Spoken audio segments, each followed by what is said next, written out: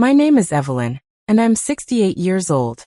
This is the story of how I broke down in the middle of a quiet morning, and how that moment led me to rebuild everything, starting with myself. For over 4 decades, I lived with structure. I was a wife, a mother, a school administrator, and the unofficial therapist for everyone in my life. I wore every hat proudly, and with every year that passed, I added more to my plate, until the plates cracked. When my husband passed away 3 years ago, everyone told me how strong I was. "You're handling this so well," they said. But the truth was, I wasn't handling it at all. I was surviving, not living. I kept the house spotless. I stayed busy. I pretended. One particular morning, I was fixing breakfast, and my hands started to tremble. Not because I was sick, but because I suddenly realized I hadn't spoken to another human being in 5 days. I sat down on the kitchen floor, my back against the cupboard, and I cried. Not loud, not dramatic, just silent tears that wouldn't stop. And that's when it hit me. I wasn't lonely because I lived alone. I was lonely because I had abandoned myself. That day, I did something I hadn't done in years. I took a notebook and wrote one sentence. What do I need today? It felt strange, even selfish.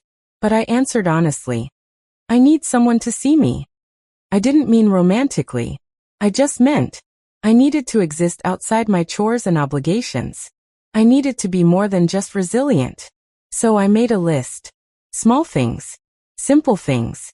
I started by walking to the cafe down the street every morning. Even if I didn't speak to anyone. I wore perfume again.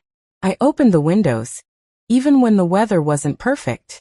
And then one afternoon, something unexpected happened. I heard someone laughing outside my window. It startled me because I had forgotten how warm laughter sounded. That moment reminded me I used to laugh too. I joined a local art class the next week. I hadn't painted since my 20s, and my hands trembled as I picked up the brush. But the color, the motion, the expression, it awakened something buried deep. Something still alive. The women in the class were much younger, but none of them looked at me like I didn't belong. One even asked me where I got my earrings. It was such a small thing, but it made me feel visible. Change didn't come all at once. I still had bad days, days where the silence felt heavy and my heart ached. But now I didn't run from it. I acknowledged it. I let it pass. I started writing poetry again. Not for anyone else, just for me. I read my favorite books for the second time. I drank tea by the window at sunset and allowed myself to feel joy, even if no one was watching. And little by little, I started to recognize myself in the mirror again. Not the version that served everyone else, but the version that simply existed. That was enough. One evening, as I walked home from class, I saw my reflection in a storefront window. I was standing tall, confident, my shoulders back. I smiled, not because everything was perfect, but because I was no longer hiding. If you've ever felt like you're fading, please know this. It's never too late to come back to yourself. You are not too old. You are not invisible. You are still becoming.